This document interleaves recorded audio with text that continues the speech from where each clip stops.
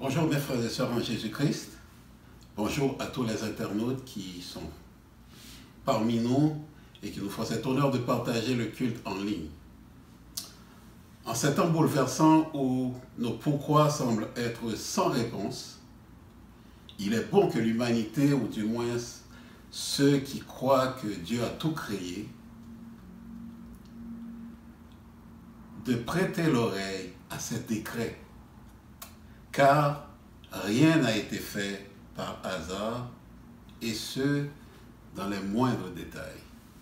Écoutons sa parole. Genèse 1, versets 26 à 28a nous dit ceci.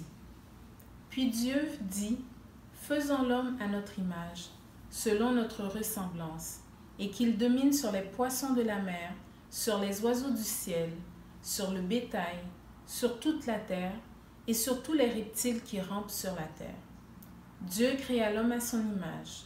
Il le créa à l'image de Dieu. Il créa l'homme et la femme. Dieu les bénit, et Dieu leur dit, « Soyez féconds, multipliez, remplissez la terre. »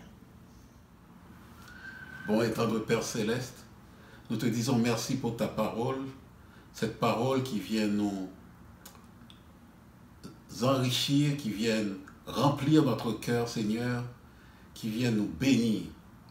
Merci de ce que tu as fait provision pour nous, Seigneur. Avant même de nous créer, tu as tout établi afin que nous soyons riches. Merci aussi pour la richesse de notre diversité, Seigneur. Car tu nous as créés hommes-femmes, mais dans une panoplie de couleurs, Seigneur. Merci de ce que tu es un Dieu créateur, un Dieu qui pense à tout, mais un Dieu d'amour et qui nous appelle à vivre cet amour dans une harmonie que toi seul as créée, Seigneur. Merci, Père, de ce que tu nous aimes et que ton amour pousse jusqu'à ce que tu livres ton Fils, Jésus-Christ, à la croix pour nous. Merci de ce que notre désobéissance, notre incompréhension de ce que tu es et de ce que tu fais de nous, Seigneur, ne t'a pas arrêté. Et que Jésus-Christ a été à la croix et a renforcé par l'adoption, encore une fois, notre identité, ce que nous sommes en toi, Seigneur. Merci pour ton amour, merci pour ce moment que nous allons passer ensemble, et merci pour ta parole qui nous bénit à chaque fois. Que ton nom soit loué. Au nom de ton Fils Jésus-Christ, nous t'en prions ainsi. Amen.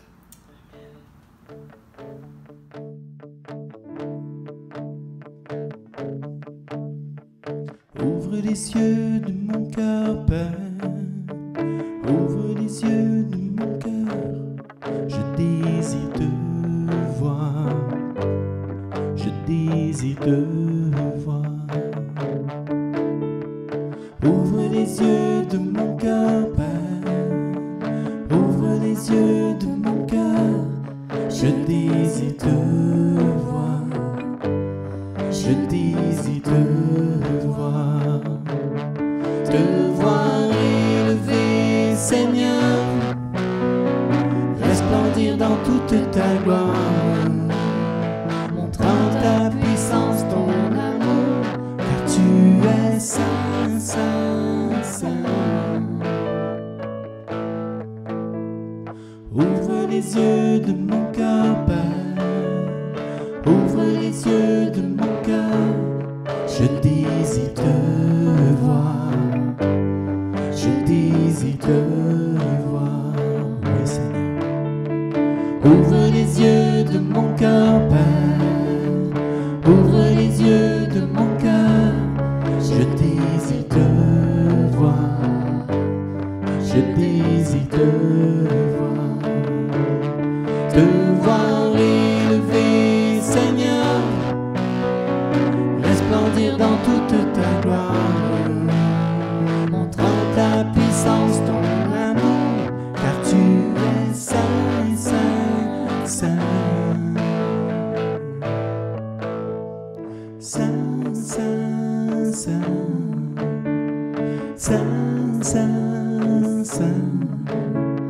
Saint, Saint, Saint, je désire te voir. Oui, Seigneur. Saint, Saint, Saint, Saint, Saint, Saint, Saint, Saint, Saint, je désire te voir.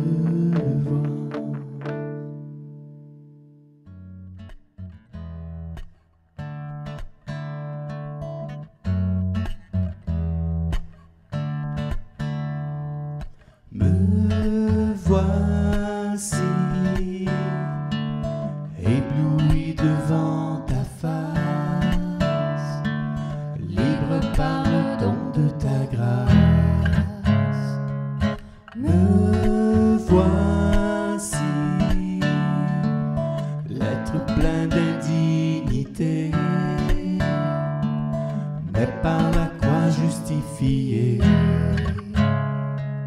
J'ai trouvé l'amour incomparable, car tu t'es dépouillé pour te sacrifier. Majesté, majesté, ta grâce m'a pris tel que je suis. Sans valeur, mais pour toi, perle de prix. Me voici, ébloui devant tant d'amour. J'accorde le pardon en retour. Me voici, tu désires me combler, m'embraser de ta sainteté. J'ai trouvé l'amour incomparable, car tu t'es dépouillé pour te sacrifier.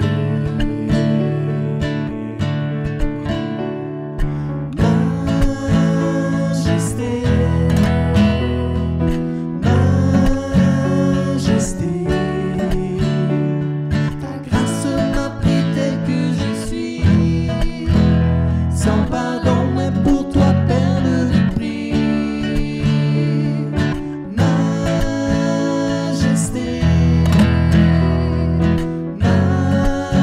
majesté, par ton amour je suis transformé en présence de ta majesté. Jésus. Éphésiens 1, versets 3 à 14. Béni soit Dieu, le Père de notre Seigneur Jésus-Christ, qui nous a bénis de toutes sortes de bénédictions spirituelles dans les lieux célestes en Christ. En lui, Dieu nous a élus avant la fondation du monde pour que nous soyons saints et irrépréhensibles devant lui, nous ayant prédestinés dans son amour à être ses enfants d'adoption par Jésus-Christ, selon le bon plaisir de sa volonté, à la louange de la gloire de sa grâce qui nous a accordée en son bien-aimé. En lui, nous avons la rédemption par son sang, la rémission des péchés, selon la richesse de sa grâce, que Dieu a répandue abondamment sur nous par toute espèce de sagesse et d'intelligence, nous faisant connaître le mystère de sa volonté, selon le bienveillant dessein qu'il avait formé en lui-même, pour le mettre à exécution lorsque les temps seraient accomplis, de réunir toutes choses en Christ, celles qui sont dans les cieux et celles qui sont sur la terre. En lui, nous sommes aussi devenus héritiers, ayant été prédestinés suivant la résolution de celui qui opère toutes choses d'après le conseil de sa volonté, afin que nous servions à la louange de sa gloire, nous qui d'avance avons espéré en Christ. En lui, vous aussi, après avoir entendu la parole de la vérité, l'évangile de votre salut. En lui vous avez cru, et vous avez été scellés du Saint-Esprit qui avait été promis, lequel est un gage de notre héritage pour la rédemption de ceux que Dieu s'est acquis à la louange de sa gloire. Frères et sœurs en Jésus-Christ, chers amis, quelle joie de nous retrouver ensemble pour nous pencher sur la bonne parole du Seigneur. Sur la base du texte qui vous a été lu en Éphésiens chapitre 1, versets 3 et 14, nous continuons aujourd'hui la série sur la richesse de notre identité en Jésus-Christ. La richesse de notre identité en Jésus-Christ. On raconte l'histoire de certain Monsieur Yates qui possédait une ferme au Texas. Durant la Grande Dépression des années 30, ce fermier n'arrivait plus à payer ses mensualités à la banque. Les banquiers lui ont alors plutôt donné seulement 30 jours pour payer ses arriérages. Sinon, il risquait de perdre son immense ferme. Il ne lui restait que 3 semaines quand un homme vint frapper à sa porte, lui disant qu'il travaillait pour une compagnie de pétrole. Il demanda à M. Yates la permission de creuser et de faire des forages sur sa ferme. Sachant qu'il allait perdre la ferme, il décida de leur donner la permission demandée, vu qu'il n'avait absolument rien à perdre. La compagnie a creusé et est tombée sur des puits de pétrole évalués à 82 000 barils par jour. Monsieur Yates est devenu multimillionnaire. Maintenant, voici la question que j'ai pour vous. Quand est-ce que Monsieur Yates est devenu multimillionnaire? Quand la compagnie de pétrole a foré les puits, quand on lui a annoncé qu'il y avait du pétrole sur sa ferme, ou quand il a acheté la ferme. Monsieur Yates était multimillionnaire dès le moment où il a acheté la ferme. La seule chose, c'est qu'il vivait dans la pauvreté, ignorant toutes les richesses et toutes les potentialités de sa ferme. Quand vous êtes venu à la foi en Jésus-Christ, comme celui qui a pris sur lui vos péchés à la croix, au moment même où vous êtes venu à la foi en Jésus-Christ, où vous vous êtes repenti et êtes venu à la foi en Jésus-Christ, vous êtes bénis de toutes sortes de bénédictions spirituelles dans les lieux célestes en Jésus-Christ. De fils et de filles de rébellion, vous êtes devenus enfants de Dieu. Vous êtes devenus son ouvrage, son poème, son chef-d'œuvre en Jésus-Christ. Comme M. Yates, beaucoup d'entre nous vivent dans la Grande Dépression.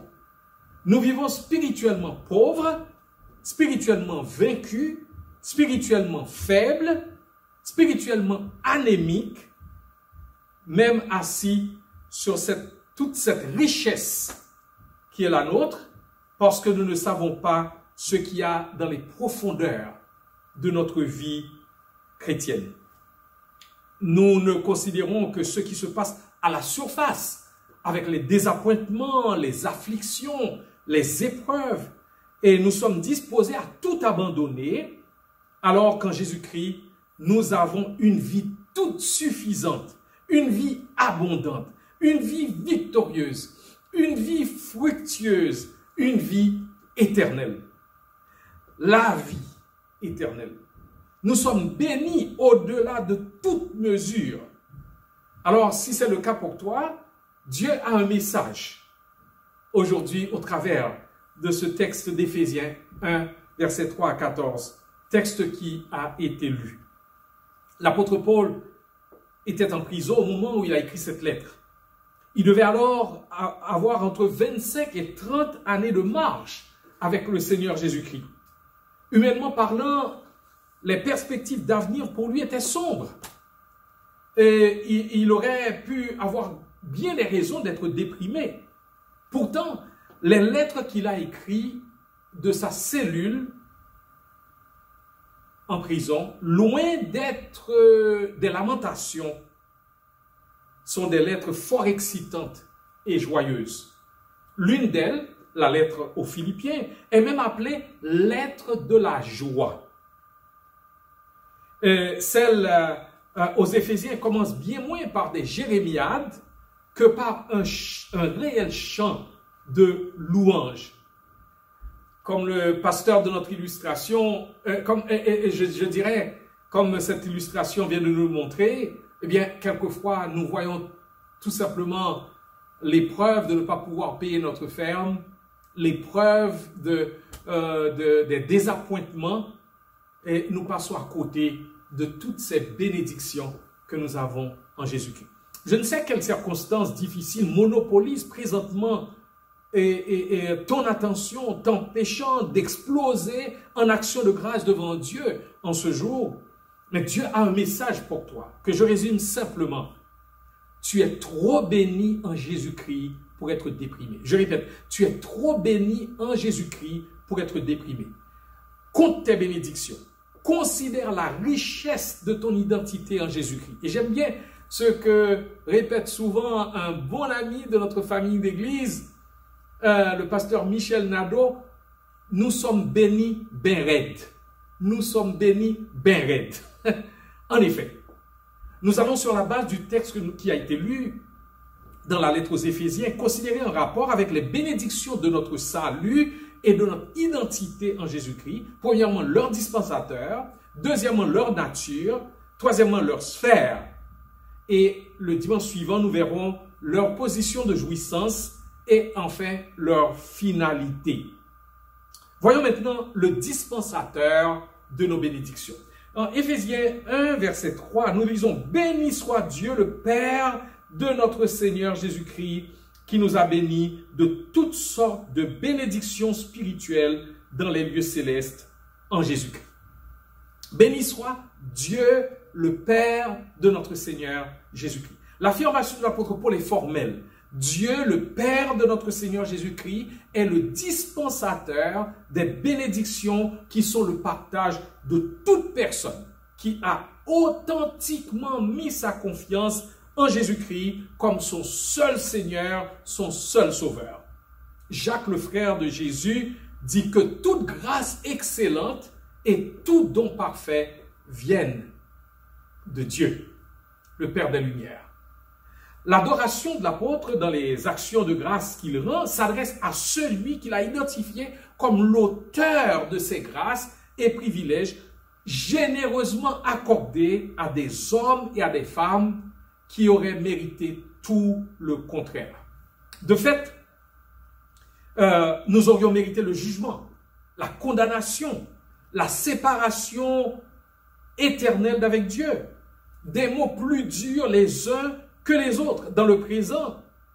Mais Dieu, dans sa grâce incommensurable, a décidé de toute éternité qu'il ne nous donnerait pas ce que nous aurions mérité, mais bien plutôt qu'il nous donnerait ce que nous n'avons pas mérité. C'est ça, la grâce. Comment alors ne pas comprendre la joie, la reconnaissance, je dirais même l'exubérance de l'apôtre Paul qui écrit la plus longue phrase de toutes ces lettres. En effet, les versets 3 à 14 sont une seule phrase. C'est comme si l'apôtre était si émerveillé, si excité, si euphorique qu'il retient son souffle en énumérant cette liste, je dirais seulement partielle, de bénédictions reçues de la part du Père. Les croyants doivent en tout temps se rappeler et reconnaître la main bienveillante, la main compatissante, la main généreuse de Dieu pour ce qui est des bénédictions matérielles reçues, mais bien plus encore pour ce qui est des autres bénédictions autrement plus importantes, plus riches et plus abondantes, les bénédictions spirituelles en Jésus-Christ. Dieu le Père de notre Seigneur Jésus-Christ est le dispensateur des riches bénédictions dont les croyants en son Fils sont les heureux bénéficiaires. Quelle est donc la nature de ces bénédictions? Quelle est donc la nature de ces bénédictions? Nous venons de voir le dispensateur de ces bénédictions. Voyons maintenant la nature de ces bénédictions. L'apôtre Paul dit, « Béni soit Dieu le Père de notre Seigneur Jésus-Christ, qui nous a bénis de toutes sortes de bénédictions spirituelles. » Toutes sortes de bénédictions spirituelles. La nature de ces bénédictions est dite spirituelle. L'apôtre veut différencier ici les bénédictions spirituelles des bénédictions matérielles. Les deux sont spirituelles. Mais là, il fait une différence entre les deux. Parce que Dieu se réserve le droit de dispenser les deux à qui il veut, comme il veut et quand il veut. C'est là les privilèges de sa souveraineté.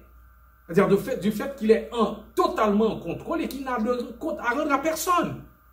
Les bénédictions dont l'apôtre parle ici sont également dispensées à tous, sans distinction aucune. Elles sont spirituelles et non matérielles, éternelles et non temporelles. Elles viennent du domaine spirituel de Dieu et non du domaine matériel.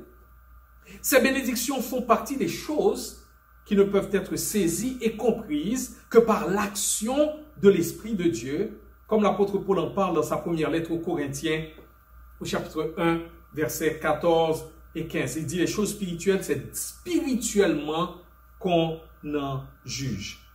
Les bénédictions qui sont nôtres dans la Nouvelle Alliance sont d'abord et avant tout spirituelles.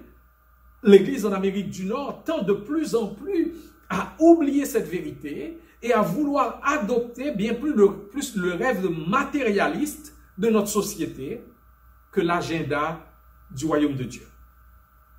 L'Église est en voie de devenir de plus en plus matérialiste, plus préoccupée de bien-être matériel, de confort que du royaume et de la justice de Dieu.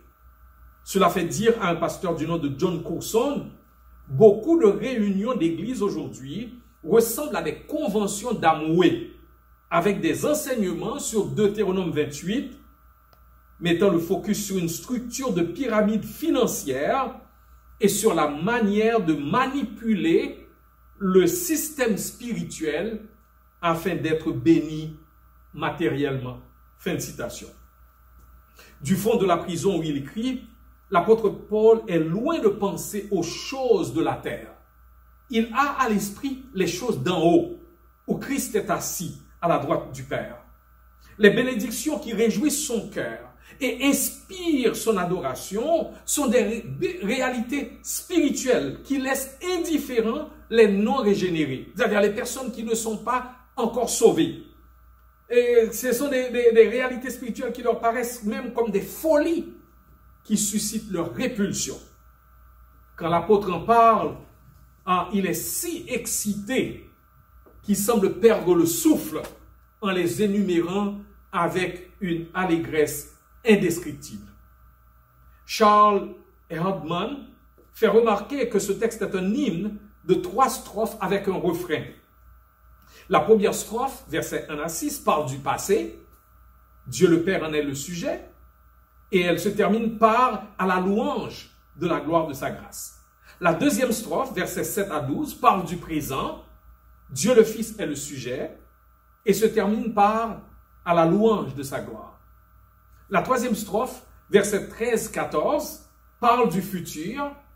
Dieu le Saint-Esprit en est le sujet. Et elle se termine par « à la louange de sa gloire ». Les 3 strophes ont une harmonieuse unité en se référant à Jésus-Christ. Nous trouvons des références à lui dans ce qui ressemble à un refrain, dans le Fils bien-aimé, verset 6, en Christ, verset 12, et en qui, verset 13. Donc, il y a 3 bénédictions reliées au Père. 3 bénédictions reliées au Père. Premièrement, Dieu nous a choisis avant la fondation du monde pour être saints et irréprochables. La forme du verbe « choisir » nous indique que Dieu nous a choisis par lui-même et pour lui-même.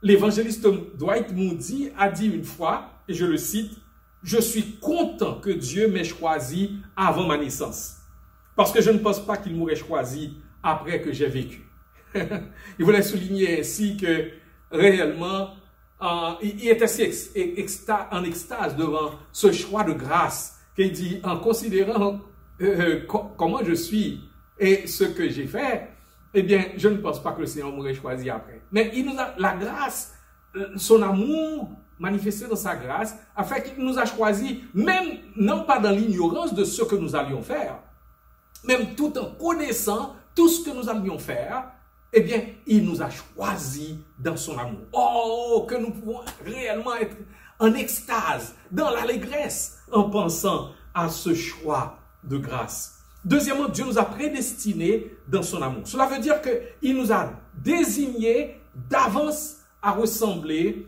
à son Fils Jésus-Christ. Dieu a ce but, nous faire ressembler à son Fils Jésus-Christ. Le processus de la sanctification vise à nous amener à cette ressemblance à notre Seigneur et Sauveur Jésus-Christ. Troisième chose, Dieu nous a adoptés comme ses fils et ses filles.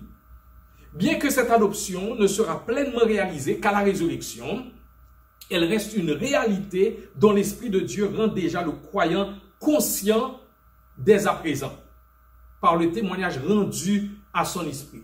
L'Esprit de Dieu rend témoignage à notre esprit que nous sommes enfants de Dieu.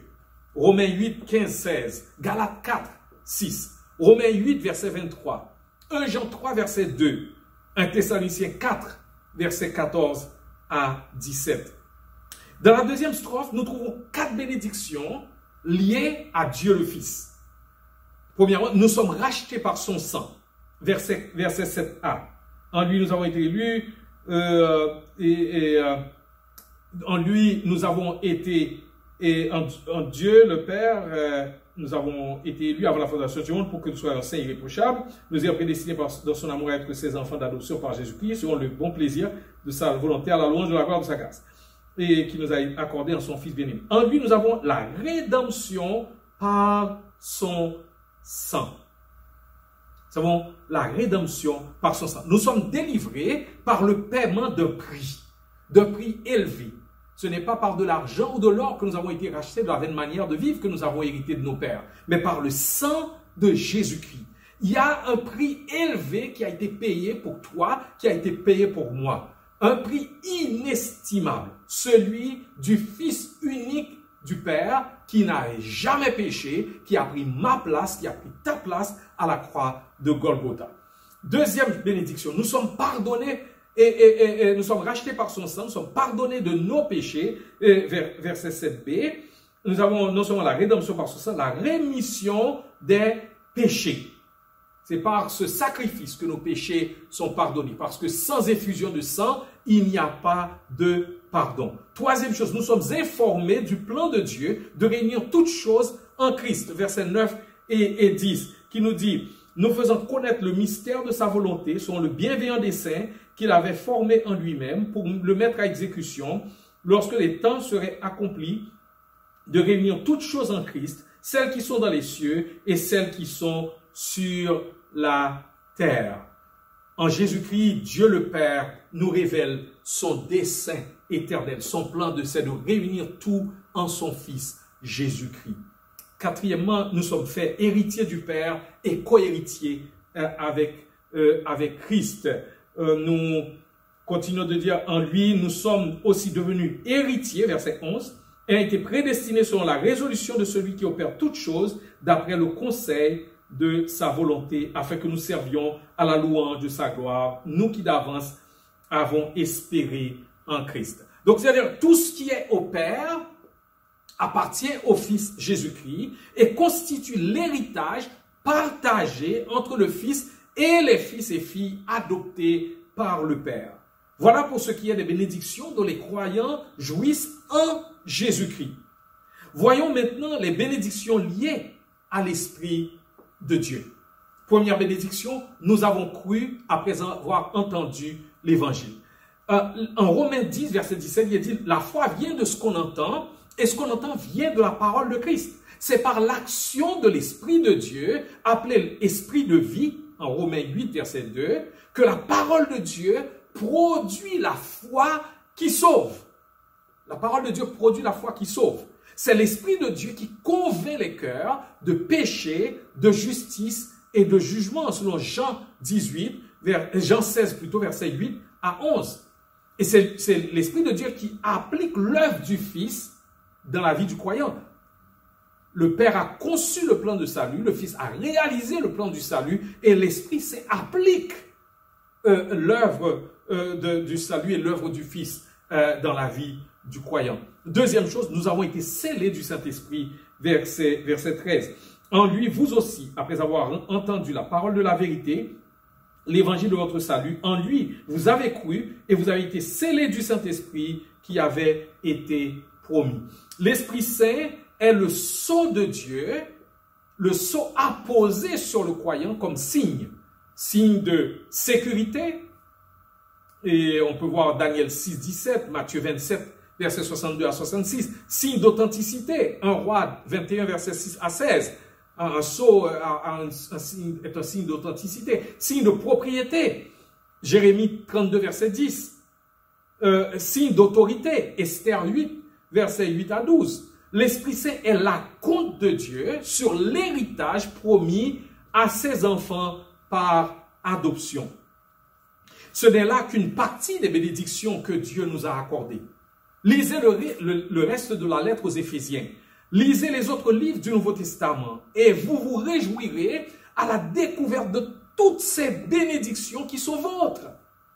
En parlant, l'apôtre Paul et les autres auteurs bibliques ne font pas référence à des bénédictions que Dieu désire donner, à des bénédictions que Dieu promet de donner, mais à des bénédictions que Dieu a déjà accordées. Nous sommes déjà richement bénis. Et bien malheureusement, nous vivons souvent pauvrement. Parce que nous regardons la vie au travers des lunettes de la chair et du monde matérialiste, plutôt qu'au travers de celle de l'Esprit de Dieu. Nous sommes ainsi plus souvent déprimés, découragés et désespérés parce que nous perdons de vue la richesse de nos bénédictions spirituelles qui suscitait dans le cœur de l'apôtre Paul et des croyants de tous les âges des louanges, des actions de grâce que le Dieu trinitaire, Père, Fils et Saint-Esprit, oui, que le Dieu trinitaire mérite. Aussi loin que nous pouvons porter nos regards, nous avons de quoi nous réjouir et adorer Dieu. Que nous allions dans le passé le plus lointain, qui va au-delà de la création. Nous voyons les bénédictions de Dieu dans notre élection, notre prédestination et notre adoption. Que nous venions dans le présent, nous voyons notre délivrance de l'esclavage du péché, le pardon de nos péchés, la connaissance du plan secret de Dieu de réunir toutes choses en Christ. Et nous voyons aussi le statut d'héritier du Père qui nous est conféré. Que nous plongions le regard vers l'avenir, nous voyons que cet avenir est assuré. N'y a-t-il pas là le plus puissant antidote à la dépression, au désespoir? Nous sommes trop bénis en Jésus-Christ pour être déprimés. Je répète, nous sommes trop bénis en Jésus-Christ pour être déprimés. Un matin, une personne demanda à un homme de Dieu du nom de Robert Cleaver Chapman comment il se sentait. Il répondit, « Je suis chargé ce matin. » Mais il semblait tout à fait heureux. Alors la personne lui dit, « Êtes-vous vraiment chargé, monsieur Chapman? » « Oui, répondit-il. C'est un merveilleux fardeau. C'est une surabondance de bénédictions pour laquelle je ne peux trouver assez de temps ni de mots pour exprimer ma gratitude. » Voyant que son ami semblait intrigué, Chapman ajouta avec un sourire, « Je me réfère au psaume 68, verset 19, qui décrit pleinement ma situation. Dans ce verset, le Père Céleste nous rappelle qu'il nous comble chaque jour de ses bienfaits. » Alléluia. Et toi, es-tu chargé? Chargé de bénédictions et de bienfaits que tu es en train de compter pour les mettre devant tes yeux, pour voir en adorant combien le nombre en est grand. Premièrement, nous avons vu le dispensateur de nos bénédictions. Deuxièmement, nous avons vu la sphère de nos bénédictions. troisièmement, enfin pour cette partie, voyons la sphère et la nature de nos bénédictions. Maintenant, voyons la sphère de nos bénédictions. Béni soit le Dieu, le Père de notre Seigneur Jésus-Christ, qui nous a bénis de toute bénédiction spirituelle dans les lieux célestes. Dans les lieux célestes. Qu'est-ce que l'apôtre Paul entend par lieu céleste? Généralement, l'apôtre utilise deux mots grecs distincts pour désigner les lieux célestes. Le premier mot marque un contraste entre ce qui est dans les cieux et ce qui est sur la terre. Donc, et c'est le premier sens. Le deuxième mot a un sens spatial, local. Il désigne le lieu où Christ est depuis son ascension à la droite du Père. Dans les passages dans lesquels Paul emploie le deuxième terme, les croyants occupent la même position que Christ. Le mot est utilisé 5 fois dans la lettre aux Éphésiens pour souligner les privilèges et les bénédictions auxquelles les croyants participent en Christ. On a ça en Éphésiens 1, 3, verset 20, chapitre 2, verset 6, chapitre 3, verset 10, chapitre 6, verset 12. Le pasteur Tony Evans compare les lieux célestes à un parlement où des questions importantes sont discutées, des décisions importantes sont prises, des lois affectant la vie de tous sont promulguées, où le pouvoir est exercé. Ceux qui regardent le croyant avec les yeux de la chair le voient faible, impuissant, vulnérable, mais ceux qui le regardent tel que Dieu le voit dans les lieux célestes en Christ, le voient investi spirituellement du pouvoir, de l'autorité et des privilèges de Christ. Si vous vivez votre vie dans la perspective des lieux célestes, vous ne pouvez, si vous ne vivez pas votre vie dans la perspective des lieux célestes, vous ne pouvez que désespérer, vous décourager et vivre une vie de défaite. Si vous vivez dans la perspective des lieux célestes, je dirais même la réalité de votre position en Christ dans les lieux célestes, vous ne pouvez que régner dans la vie par Jésus-Christ. Régner dans la vie par Jésus-Christ. Pour reprendre une expression de l'apôtre Paul dans la lettre aux Romains au chapitre 5, verset 17. Concluons mes frères et sœurs. En considérant la richesse de notre identité en Jésus-Christ, nous devons nous dire, nous sommes trop bénis en Jésus-Christ pour être déprimés. Nous sommes bénis. Nous sommes bénis, comme le dirait Béred. Nous devons nous voir non au travers du regard que les autres autour de nous portent sur nous, mais au travers du regard que le Père céleste porte sur nous. Nous devons arrêter de laisser tourner dans notre esprit les mensonges du diable et du monde qui, comme une vieille cassette, ne cessent de répéter les mêmes refrains. Tu es un accident, tu ne vaux rien, tu ne seras rien dans la vie, t'es laid, t'es trop petit, t'es trop gros, tu es un sale nègre, tu n'es qu'un divorcé, tu n'as pas de diplôme, tu n'as aucun titre, tu as commis tel ou tel acte ignoble dans le passé. Crois-tu que Dieu peut t'aimer, t'accepter, etc., etc. L'ennemi de nos âmes a tant et tant de phrases, de raisonnements, de pensées pour nous retenir captifs, que nous devons laisser la parole de Dieu nous éclairer, transformer notre intelligence. Nous devons laisser la parole de Dieu renverser toute forteresse et tout raisonnement de la sagesse des hommes qui nous retiennent captifs. Jésus vient dans ton salon, dans ta salle à manger, dans ta chambre à coucher, pour briser les chaînes et que tu puisses être libre par le Fils qui a franchi. Puisse ton intelligence être transformée par la puissante parole de Dieu pour qu'à partir de ce jour et à jamais, tu te vois en Christ et à cause de son œuvre salvatrice comme enfant de Dieu, tu te vois comme bénéficiaire de toutes les bénédictions spirituelles dont nous venons de parler dans ce texte. Prions Dieu. Bon et tendre Père Céleste, merci de nous avoir parlé et d'être venu à notre rencontre en Jésus-Christ pour toucher à l'un des drames de notre vie, privé de la joie. jouissance de précieuses années de notre vie. Ô Père, nous constatons avec tristesse que nous avons gaspillé de nombreuses années de notre vie, cherchant à être quelqu'un alors que nous le sommes déjà. Nous que tu as adoptés pour tes enfants, par ta grâce seule, par la foi seule, en Jésus seul, sur la base de ta parole seule et pour ta gloire seule. Nous pouvons regagner les années perdues. Daigne, ô Père, nous aider à partir de maintenant, de ne plus vivre comme pauvres dans le déni de ce que tu nous dis sur nous-mêmes. Aide-nous, ô Père, à vivre sur la base de ce que tu nous dis et non sur la base de celle que les hommes nous disent.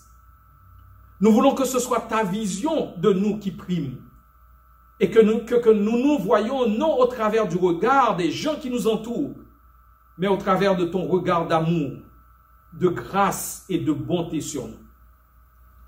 Merci de ce que nous pouvons dire maintenant, que nous ne sommes pas encore ce que nous devrions être, mais nous te remercions de ce que nous ne sommes plus ce que nous étions hier.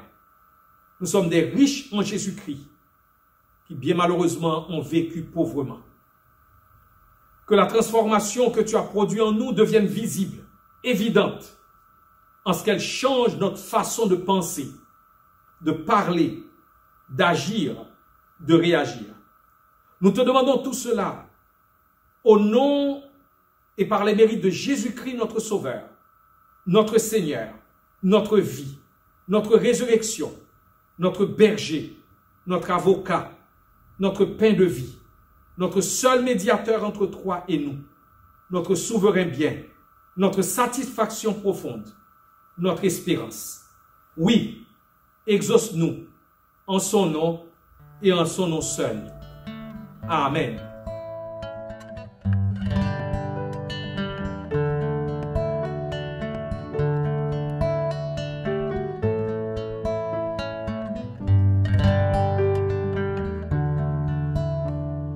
Crée en moi un cœur pur, ô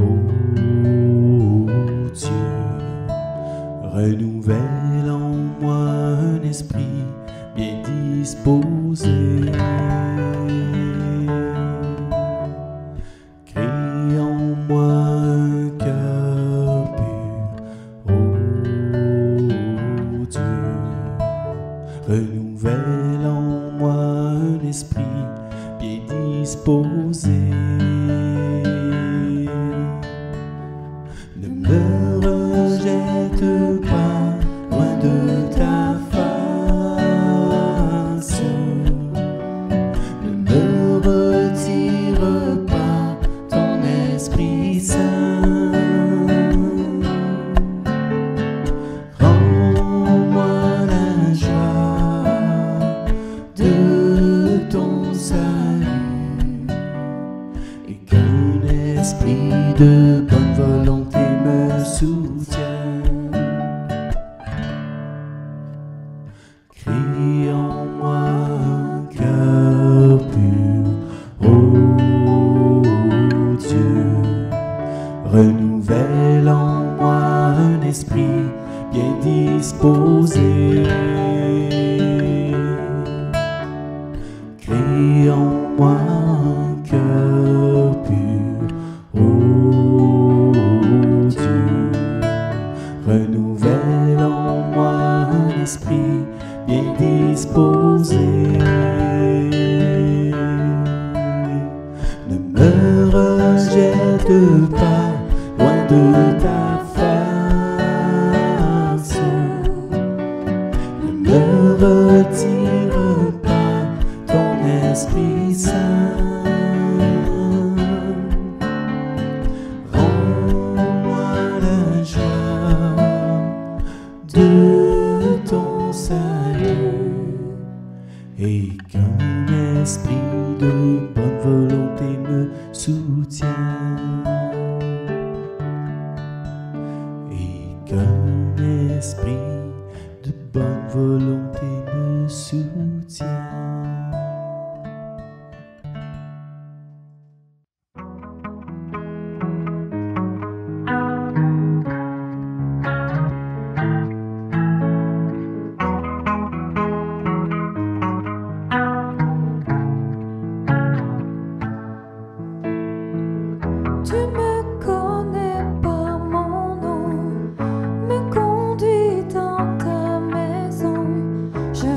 m'approcher pour te rencontrer. Tout en moi veut chanter. La beauté de ton regard vient ranimer mon espoir. Tu m'as tant aimé, tu m'as pardonné. Tout en moi veut crier. Tu es digne de gloire et de recevoir la louange et l'honneur de nos cœurs. Tu es digne de gloire et de recevoir la louange et l'honneur De nos cœurs.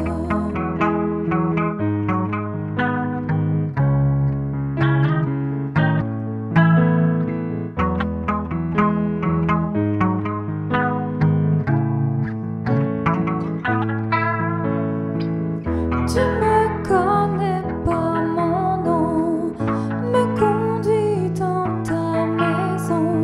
Je veux m'approcher pour te rencontrer. Tout en moi veut chanter. Tu es digne de gloire